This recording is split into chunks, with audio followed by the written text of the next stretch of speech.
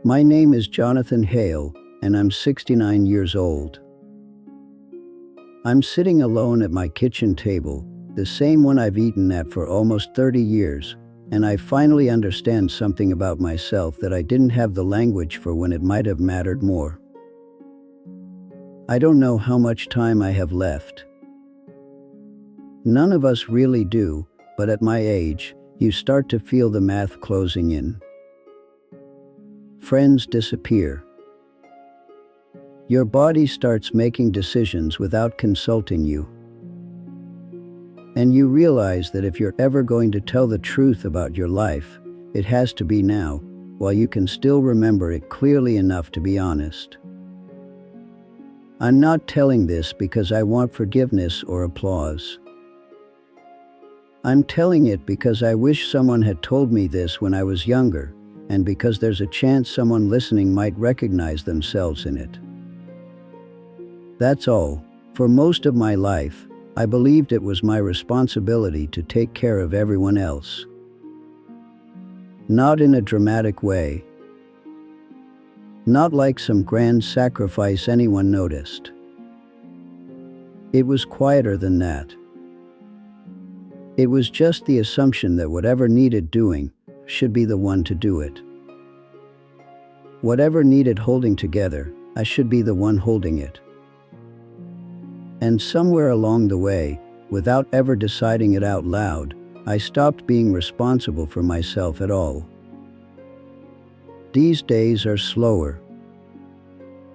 Mornings stretch out longer than they used to.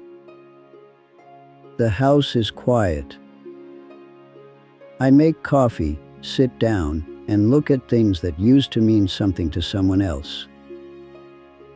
A mug my daughter made in second grade. A stack of mail I don't open right away. The clock on the wall was ticking louder than it ever did when the house was full.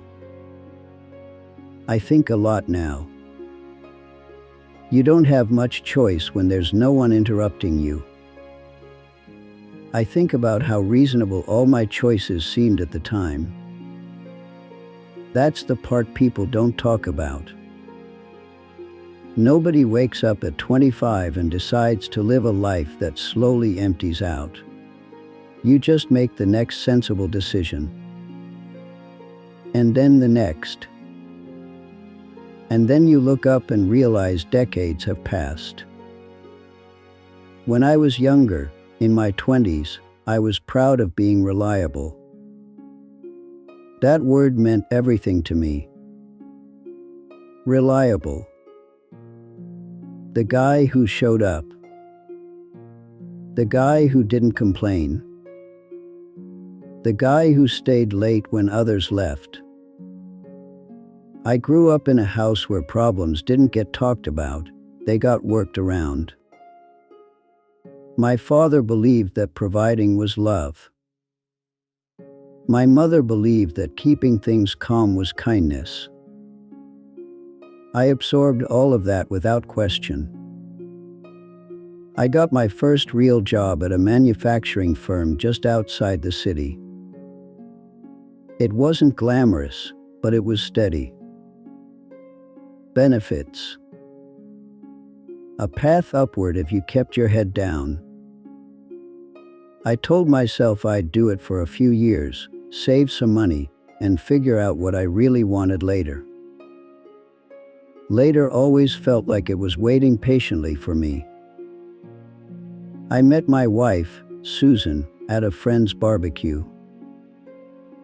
She laughed easily. She asked thoughtful questions. She liked that I listened. I liked that she seemed to need someone steady. We fit together in that quiet, practical way that looks like love from the outside and often is. When we got married, I promised myself I'd be a good husband. When our first child was born, I promised myself I'd be a good father. Those promises mattered to me more than anything else. And in my mind, being good meant being dependable. It meant working harder. Longer hours. Saying yes when asked. If Susan was tired, I worked more so she wouldn't worry. If my parents needed help, I handled it. If my boss needed someone to cover a shift, I raised my hand. I told myself this was just what adults did. This was a responsibility. This was maturity. What I didn't notice was how often I postponed myself. How often I said, later, about things that quietly mattered to me. Hobbies. Friendships. Rest. Even simple joys. I didn't think I was giving them up. I thought I was putting them on a shelf to be picked up again when things settled down. Things never really settled down. My days developed a rhythm. Wake up early. Commute. Work. Come home tired. Eat dinner. Fall asleep in front of the television. Weekends were for errands, repairs, and family obligations. There was always something broken, something needed, someone waiting. There were moments, of course. Birthdays. School plays. Vacations that felt too short. I was there physically more often than not. But presence is a strange thing. You can be in the room and still be somewhere else entirely. I remember my daughter once asking me if I could help her with a science project. I told her to give me a minute. I was answering emails. That minute turned into an hour. By the time I looked up, she'd finished it alone. She didn't say anything. She just smiled and went to bed. At the time, I thought nothing of it. I was proud she was independent. I didn't understand what I was teaching her.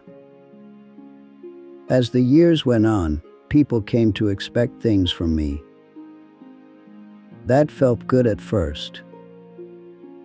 Being needed can feel like purpose. When someone called, I answered. When someone asked, I agreed. I was the guy who could handle it. The one who wouldn't say no. I didn't realize that every yes to everyone else was a quiet no to myself. Susan and I talked less over time. Not because we were angry. Just because we were tired. Conversations became logistical. Who's picking up groceries? Who's paying which bill? Who's driving which kid where? We assumed the deeper talks would come back when things slowed down. They didn't. There were small signs I ignored. The way she sighed when I came home late. The way she stopped telling me about her day in detail. The way we went to bed was facing opposite directions without ever discussing it. None of it felt dramatic enough to demand attention. That's how things slip away. Not with explosions. With silence. By my 40s, I was exhausted all the time. I told myself it was normal. Everyone I knew was tired. This was adulthood. I drank more coffee. I slept less. I pushed through. When my doctor asked about stress, I laughed it off. I was proud of how much I could carry. What I didn't see was how little I was actually holding on to. Friends stopped calling as often. I missed dinners, missed reunions, missed moments I assumed could be rescheduled. People stop inviting you after a while. They don't get angry. They just adjust. My parents are aging. Illnesses crept in quietly. I became their caretaker without ever naming it as such. Appointments, medications, phone calls, paperwork. I did it because someone had to, and I was the reliable one. Susan supported me, but I could feel the distance growing. There was never a single moment when I thought, I'm losing my life. It was more like realizing one day that I hadn't checked in with myself in years. The cost didn't announce itself. It accumulated. Missed anniversaries because of work deadlines. Promised trips postponed indefinitely. Conversations I meant to have soon. Apologies, I assumed they were implied. I told myself I was building something solid. Security. Stability. A life others could depend on. I didn't ask whether I could depend on it myself. The turning point didn't come with drama. It came with a phone call. Susan had been feeling unwell for a while. Tired. Short of breath. We chalked it up to stress, to age, to life. One afternoon, she collapsed in the kitchen. I wasn't home. I was at work, finishing something that suddenly seems absurd now. By the time I got to the hospital, everything had already shifted. Words like aggressive and advanced floated around the room. The doctor spoke gently. I nodded a lot. I took notes. I did what I always did. I managed. We had months together after that. Months filled with appointments and medications and quiet evenings. I was there constantly. Physically. But I was still trying to fix things, still trying to be useful, still trying to carry everything. One night, near the end, she asked me why I always looked so far away, even when I was sitting right next to her. I didn't know how to answer. Susan died on a Tuesday morning. The sun came in through the window. She squeezed my hand once, weakly. And then she was gone. The house felt different immediately. Like it had exhaled and never breathed back in. In the weeks that followed, people told me how strong I was. How devoted. How lucky Susan had been to have me. I thanked them. I nodded. I accepted the praise because it felt expected. But inside, something was breaking open. Without Susan, without the constant demands, there was nothing to distract me from myself anymore. The silence wasn't peaceful. It was accusatory. Every empty room asked a question I didn't want to answer. Who are you when no one needs you? I realized how much of my identity had been wrapped around obligation, around being useful, around being the person everyone leaned on, and how little I knew about what I wanted, what I felt, what I had quietly sacrificed. My children were grown by then. They had their own lives. They checked in, of course. But they didn't need me the way they once did. That's how it's supposed to be. I just hadn't prepared for it. I tried to fill the time. Volunteering. Extra projects. Helping neighbors. Old habits die hard. But something had shifted. I could feel it. I started looking back, really looking, for the first time. I saw how often I had chosen duty over presence.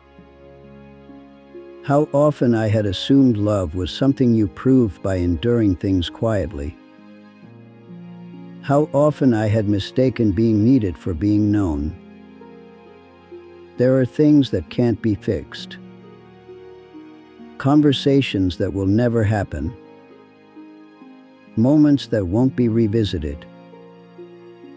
Susan will never hear me say that I wish I had been braver about my own needs, that I wish I had let her see me fully instead of always presenting the capable version. My children will never know the version of me that might have existed if I had allowed myself to be more than responsible. Less reliable. More alive. I don't say that to be cruel to myself. It's just the truth. Time doesn't circle back.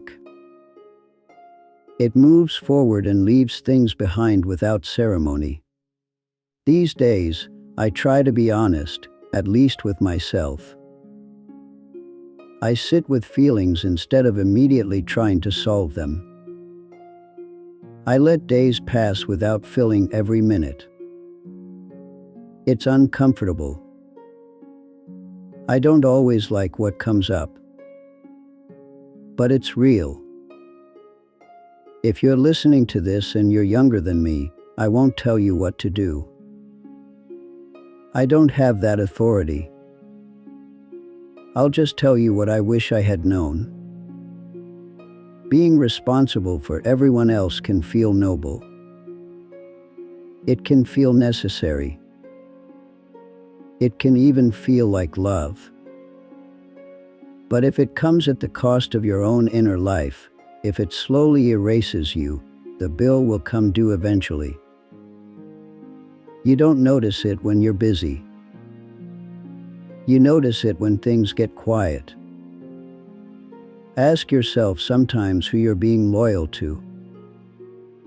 Ask yourself whether you're present or just dependable. Ask yourself whether the life you're building includes you in it. You don't need to make dramatic changes. Just small acts of honesty. Saying no when you mean no. Saying yes to yourself occasionally, even when it feels selfish. I thought there would always be more time. That's the lie I built everything on. Now, at 69, I understand why I felt responsible for everyone but myself. It was easier. It was praised. It kept me from asking harder questions. I don't have many years left. I feel that. I'm not afraid of it, exactly. Just aware. If this story meant something to you, sit with it for a while. You don't need to do anything about it today. As for me, I'll finish my coffee. I'll sit at this table. I'll remember the life I lived, with gratitude and sorrow tangled together, the way they always are in the end. And I'll keep telling the truth, quietly, while I still can.